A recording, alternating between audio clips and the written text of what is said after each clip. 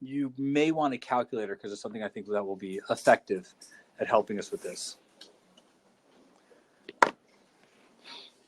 So the first question that was leveled at me this morning in third period was, how do you know to make this a point mass system? Because I just ran in the morning. They wanted to go through this problem, so I just ran through it. But then they were like, well, how'd you know to use the point mass formula here? And here's my answer to that. And how many of you didn't know at the onset of this question to use the point mass formula? So all of you understood to use the point mass formula here? So you okay, so there's a few who don't. There are some signs of why you should use the point mass formula. And it's more than just, well, they look like little points, but there is something else here. They talk about, that there's a sphere of negligible radius and a rod of negligible mass. You hear those words negligible. That essentially means it's too small to matter. So that's the start of why a point mass formula works best for these. But it's more than that. Consider if we weren't going to use the point mass formula. Just look at the sphere on the right. They tell us it's a sphere. And if this is the sphere, then it has a moment of inertia, because it's a sphere, of 2/5 mr squared. That would have to be its moment of inertia. That is the moment of inertia of a solid sphere about its center. I don't have to look it up on the table. You guys could at any time. So you will not be required generally to memorize moments of inertia. But this is a smart group. So you probably don't have to memorize as much as you think.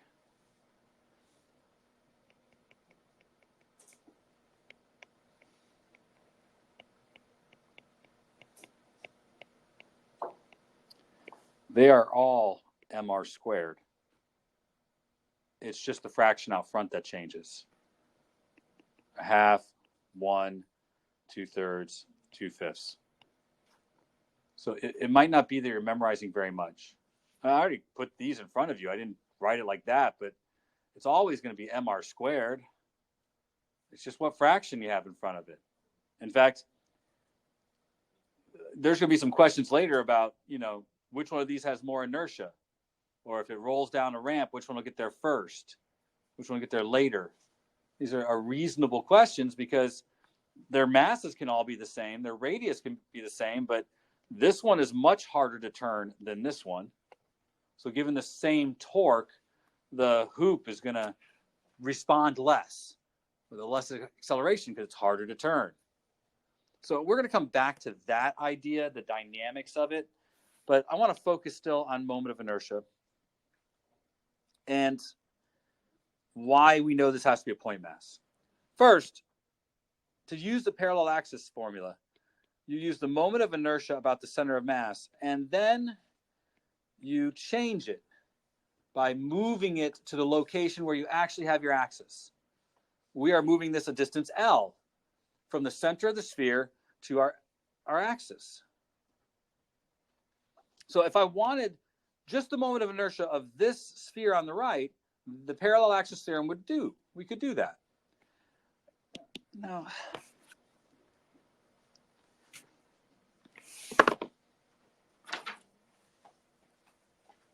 let's make this the size of a meter stick.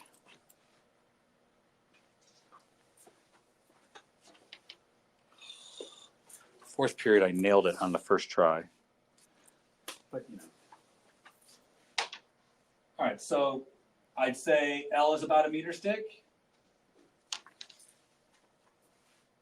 Radius 6 centimeters, 12 centimeters across. Is that okay? So instead of using, we'll use 6 centimeters. Okay, so if the whole thing is a meter and the radius is 6 centimeters, then that'd be like saying R is 0.06 L, right? Because 6 from 100. That okay? I'm just trying to get it, because I want to put it in terms of L, so we can compare it to L. So if this is L, and the radius is 6 centimeters of L, then it's, 6 centimeters of a meter stick would be 6.06 of L. I know I'm trying to say it right, but I'm just going to go with it because I know what I'm saying. You don't know what I'm saying. It's your problem. So I'm going to erase this and put 0.06 L squared. Now, they told us the radius was negligible. We just did it proportional to the size on the screen. Could you do me a favor? Take the number parts here and put them together. Since this is still going to be ml squared, do 2/5 of 0.06 squared.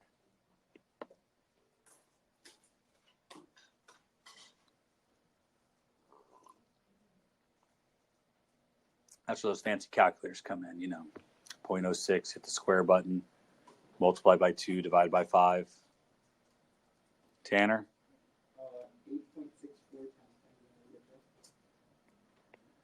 8.64 times 10 to the negative fifth?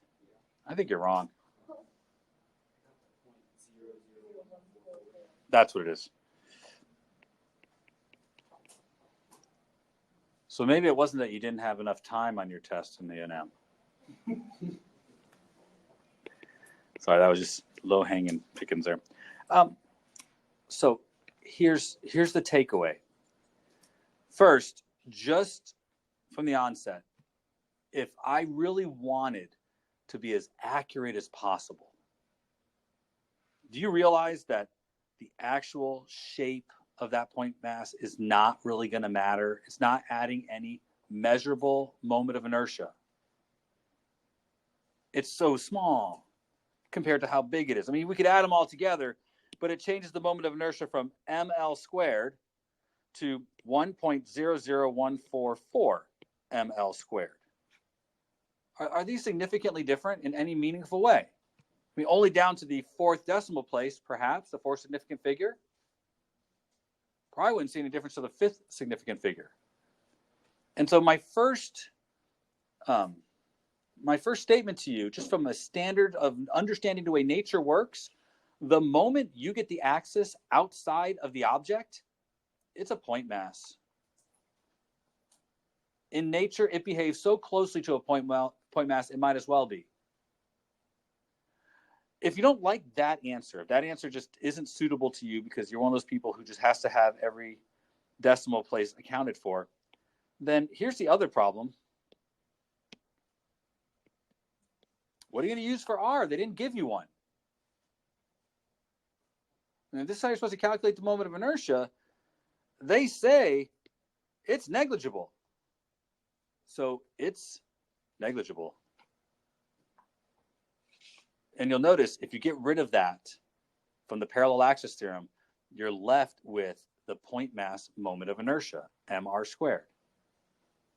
Lastly, it's a freaking bug. It's got to be a point mass. I don't have bug on the chart of objects. So these are signs of why the point mass formula is effective here. Is that enough signs? Because the only other thing I would remind you about is that it's still a summation. So in this problem, you had 4m L squared and just ml squared. So the moment of inertia should have been 5m L squared. So that should give you a good start for the rest of the problem. One more thing before you move on to that. At one point, you have to consider that it started this way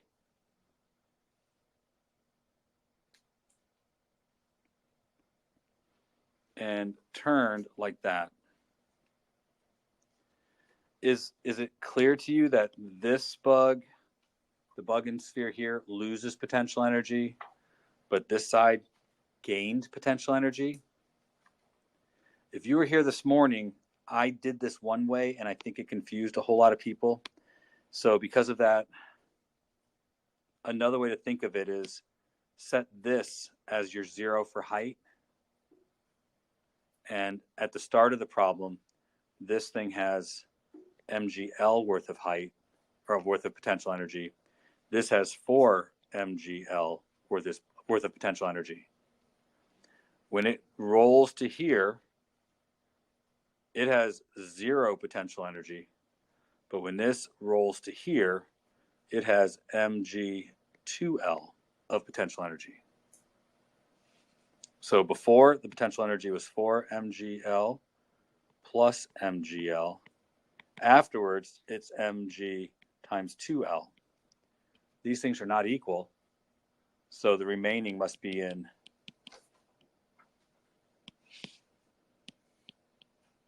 kinetic energy. That should give you a lot to go on and to figure out the rest of this question. So to calculate a moment of inertia is going to take a little bit of time. You can memorize certain things. You can definitely, like, we can memorize the set of steps to do this one. It's a rod about its end. It is super straightforward, and you could just regurgitate it real fast in a test if you haven't memorized.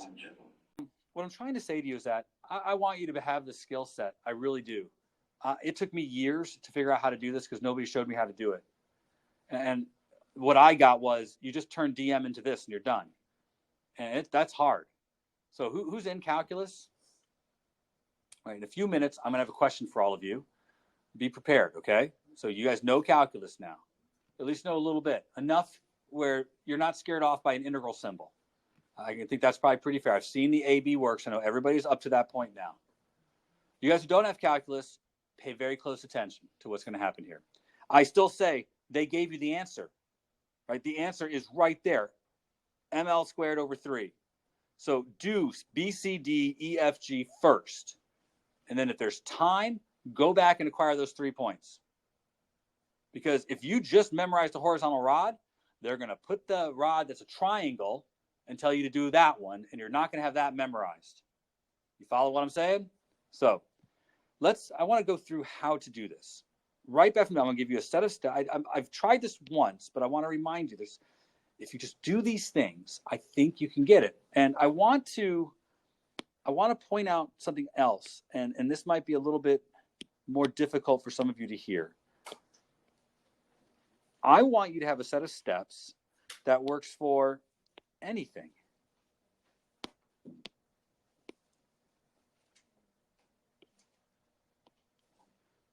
We're going to look at these 3 shapes. I'm not going to talk about 3-dimensional objects. I can't draw them, and it's too much work. But I want you to be successful. So again, set of steps. I'm not going to write the steps down, but I will say step 1, and so on and so forth. And the steps I probably use in this class are different than the steps in other classes, but it's all the same steps. So you're faced with finding a moment of inertia. I know this sounds ridiculous, but look for where the axis of rotation has been placed. I know it sounds silly, but many people skip that part. So where is the axis of rotation? So they're going to have to tell you the axis, or they have to give you some information that suggests where the axis is going to be. So let's assume we have a round object, a rectangular object, and a long bar, and these are the axes of rotation that have been selected for you. Okay? Step 2. You need to define a piece of the object.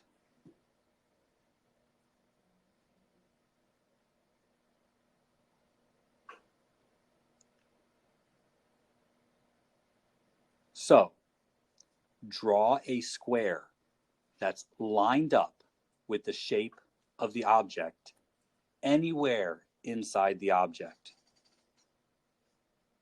Say it again, draw a square that's lined up with the shape of the object anywhere inside the object. Okay? You guys got that written down? So I want to demonstrate. Draw a square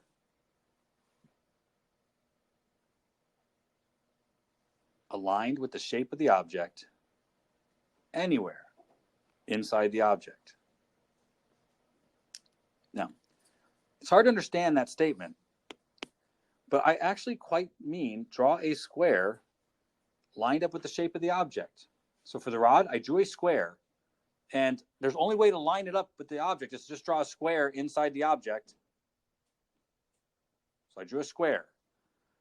On the rectangle, draw a square inside the object, and I'm lining it up with the two sides. So the flat sides of my square are lined up with the flat sides of the bigger square, of the bigger rectangle. The circle's harder, so I'll just tell you how to do it. Line it up with a radius. So anything that's like a polygon, line it up with at least one side. A circle, line it up with the radius.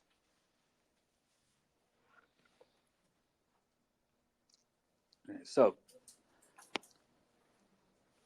the last part of that step is label it. That is DM. It is the piece of mass that you're going to sum up. Remember, moment of inertia is the sum of each piece of mass times its distance away from the axis of rotation squared. So I'm picking one of the m's in my object. It is, I label it dm because it's a piece of the whole mass. Okay. Now, step 3, we could do any time. We could have done this as step 1. Define the size of your object. This has probably been told to you. But like for the bar, I am sure they have given you some variable to use for the length of the bar. And they've probably given some variable to represent the mass of the bar. I am defining the size of the object. The rectangle, it probably has some mass too. They've probably also given you information about the size of the object. So maybe this is length, and this is the width.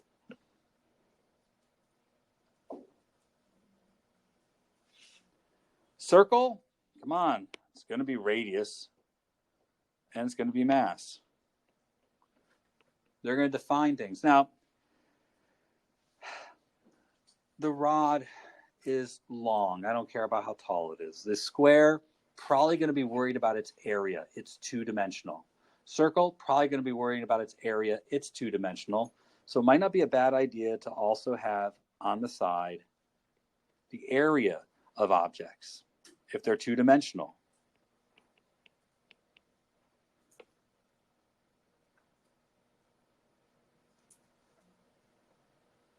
How much mass you have for objects that are two-dimensional will depend on how much area your piece of mass takes up.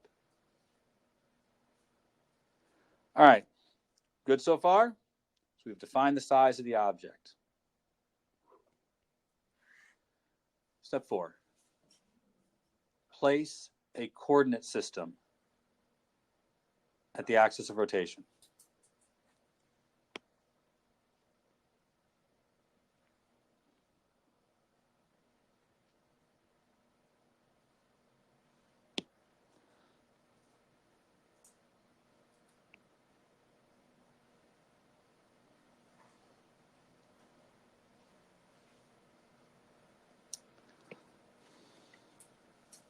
Now, I have some follow-up with this, but here's the clutch of what has to happen next.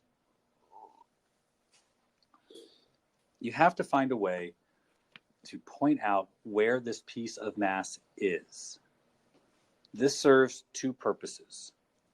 Purpose number 1 is to help us figure out what the perpendicular distance is to the object.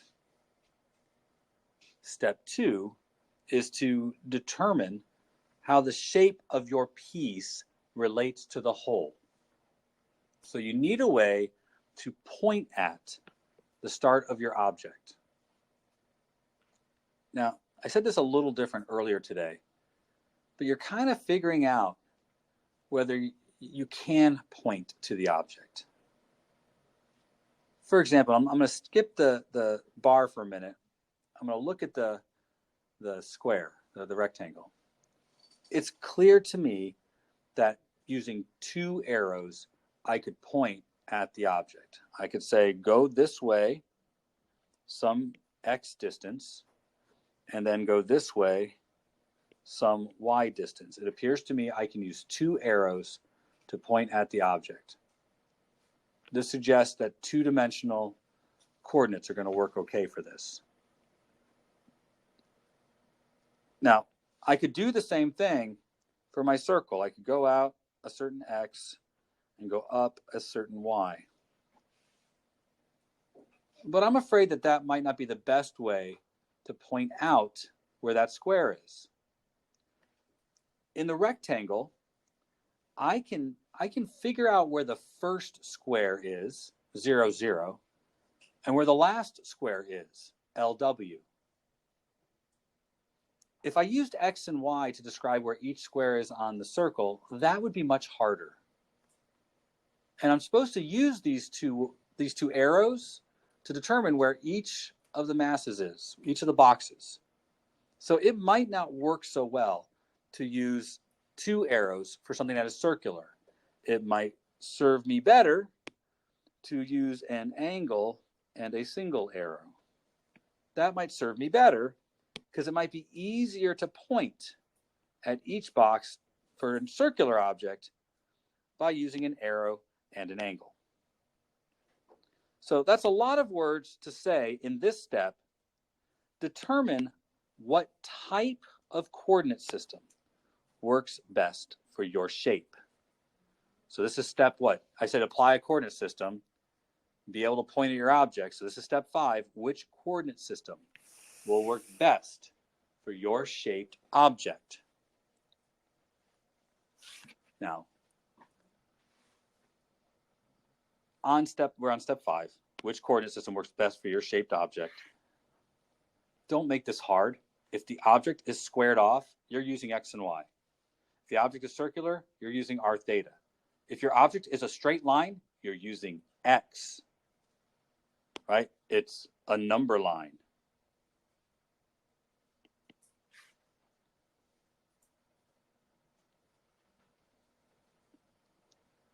Now, at this point, you have two different things that have to be done. So I'm going to continue in one direction, but we're going to loop back to step 6 in a minute and branch it because there's two things that have to be done. The first thing that has to be done is I have to define the size of the box. Okay? This isn't going to make a lot of sense right away. And until you've practiced it a couple times, it takes a little practice. But I want to define the size of the box. Now, in some cases, this is easy. Like the box that's here. To define its size, I just tell you, go out a certain distance x. My box is a little bigger than x. I don't have to say anything else because it's a long bar. So I will define the size of this box by just saying it's a little bit bigger than x. This object has linear symmetry. So giving my size of the box as a piece of a distance is good. Now, step 6 is harder for things that are two-dimensional. Because if I want to define the size of the box on the rectangle, then I need its length and its width. So for the box on the rectangle, I would say that this side is a little bit bigger than x, and this side is a little bit bigger than y. I'm trying to define the size of the box. Since it's two-dimensional, I need the area of the box. I want to know what the piece of area is going to be. Remember, we're eventually going to compare it to the whole area. So I need a piece of the area. So my piece of area will be dx times dy. I'm defining the size of the box. So for a one-dimensional box, it's a length. For two-dimensional boxes, it's an area. Now, we did the disk a couple days ago. I'll reiterate it, though. I drew it kind of small, but it's a little bit more in the r direction. That's one of them. And it's this arc length, which would be r plus a little bit more in the angle direction. So it was r d theta for the other length. So you got dA equaled dr times r d theta. Now, I'm going to stop here for just a minute. Anything that's squared that you use Cartesian coordinates for, this will always be the size of a piece of area. Anything that's circular that you use polar coordinates for, this will always be the size of a piece of area. And anything that's linear, it'll always be dx. These don't change. So no matter, all these steps have led us to here, but the truth is all of those are always the same no matter what your shape is. These steps have led us to make sure that we can point to each object and have defined the size and the axis. But when it comes to like figuring out what the area is going to be in polar coordinates, that's what it's going to be. And defining what it is in Cartesian coordinates, it's going to be dx dy every time. Now, I'm going to do one more step, and then we're going to focus just on the rod. The next step is you need to find an expression for dm. This is step 7. You need to find an expression for dm. You need a ratio that will do that. And it's funny because I was talking with somebody in here and they gave me a different ratio I wouldn't have thought of. I mean, I have to work in the size of my piece to the mass of my piece. And when I was trying to say what ratio would you use, this person goes, well, I would say dm is to m as dx is to l. I didn't think of it like that, but that would be true. The piece of mass is to the whole mass as to the piece of length is to the whole length. That would work perfectly. My brain tells me to do the bit of mass is to the bit of length as the whole mass is to the whole length. That's what my brain does. Now, there's advantages to using this one, but not enough so that if this one works for you, use that one. Because in either case, you're solving for dm, and you're going to get the same thing. So for the length one, dm is going to be equal to m over l dx. That's step 7. Express your piece of mass in terms of the shape of the object. Now, I'm going to stop for just a minute and just remind you that for these two, you can do that here too. We did the disk. It's m over pi r squared equals dm over dr times r d theta. We did that in class already once. I'm just pointing it back out to you. We didn't do the square, but it's not hard either. It would be the mass is to the whole area as our piece of mass is to dx times dy.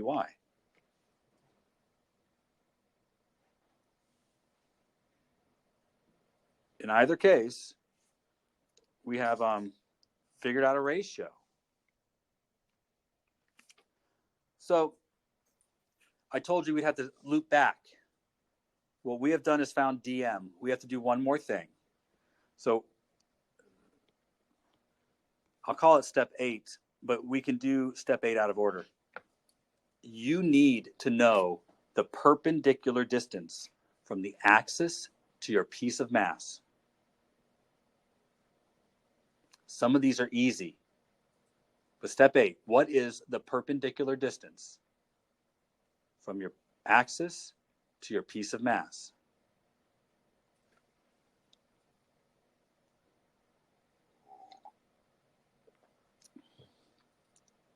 For the bar, it's just x.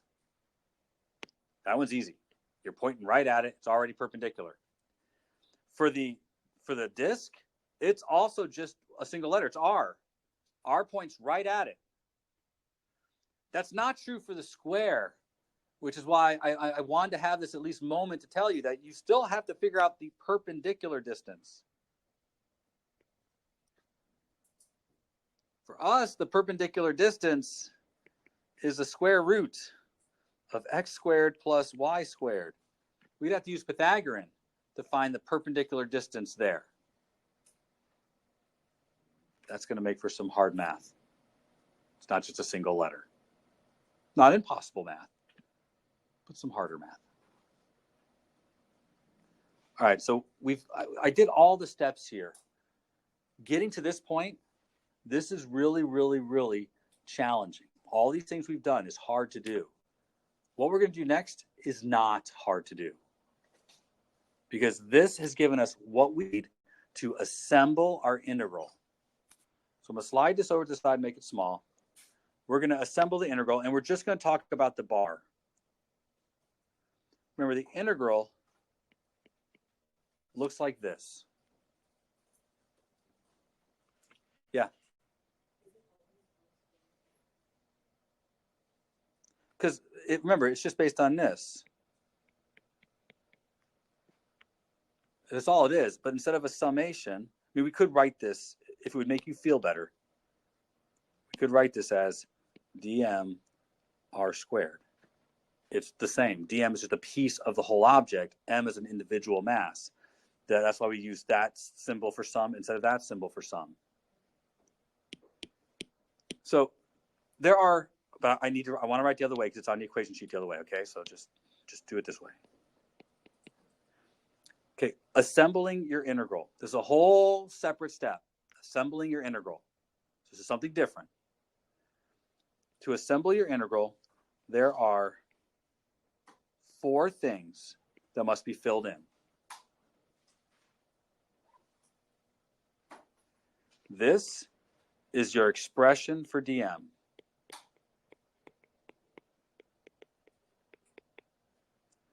This is your perpendicular distance. This is the first box. This is the last box.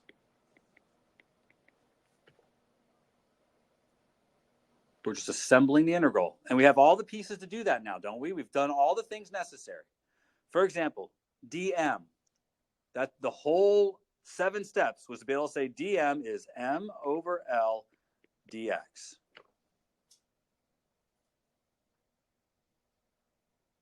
Step 8 told us that this is x squared. The perpendicular distance is x squared. Remember when I asked, can you point to the first box and can you point to the last box? First box is at 0, last box is at L.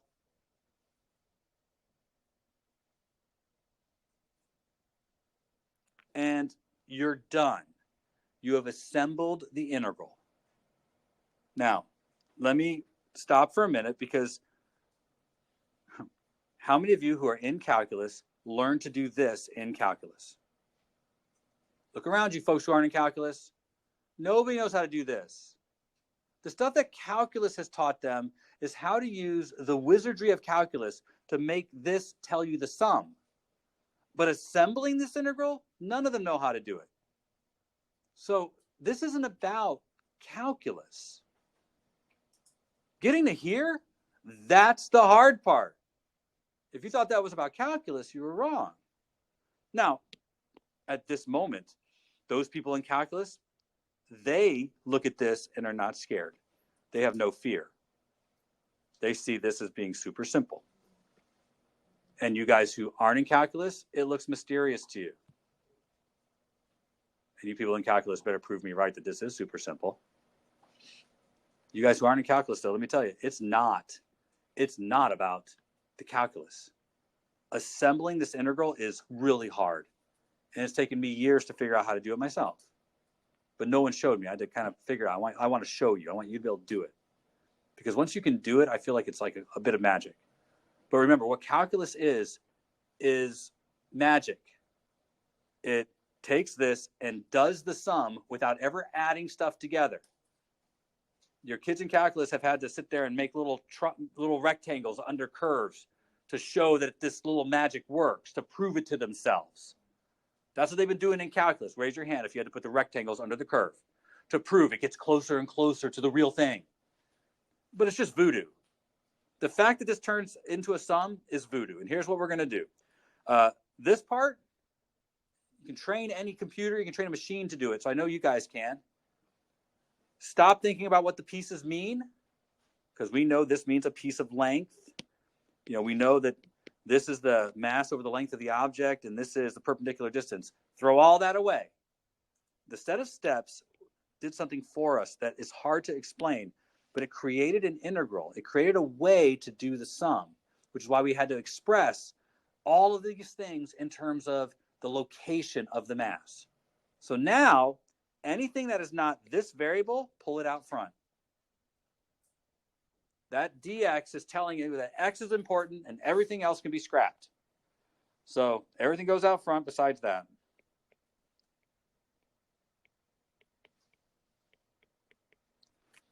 Now all we do is focus on what's in between the integral symbol. Come on, just be my friend. The integral symbol and the dx. This, we focus on that, the integrand. And the process is 2 steps. You can do 2 steps. Step 1, find the antiderivative of the integrand. You will have a method. We've talked about a couple methods in here. You will have 3 methods by the end of the year. We'll use the polynomial method on this because it is a polynomial. Eventually, you'll learn the trig ones and the inverse. But let's use the polynomial method. I add 1 to the exponent and divide by the new exponent. And by the way, that's the magic calculus. This function will sum our bar. But we have to make sure we tell this sum where the first box is and where the last box is. So putting the antiderivative is replacing the summation symbol with the function that does the sum. So now you plug in the top limit for x and then subtract plugging in the bottom limit for x.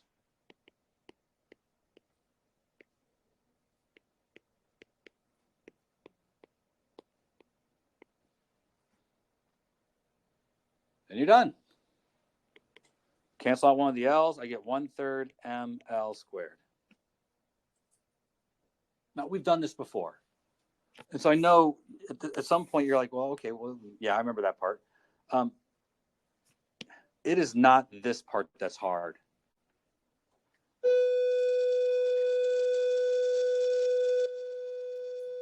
That's the hard part, the assembly. All right, guys.